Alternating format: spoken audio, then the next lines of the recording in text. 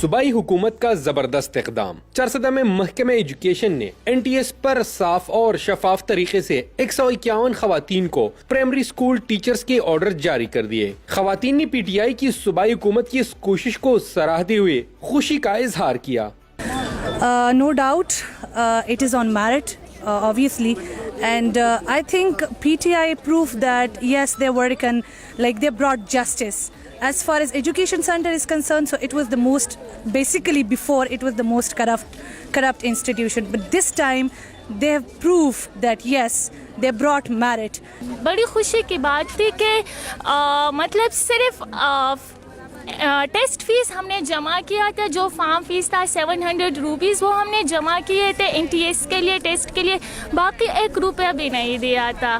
اور اسی وجہ سے کیونکہ میرے آگے پیچھے کوئی ریسورسز ہمارے نہیں ہے، اور بس اپنے محنت سے مجھے یہ جو بھی صلاح ملا ہے اپنے محنت ہی سے ملا ہے۔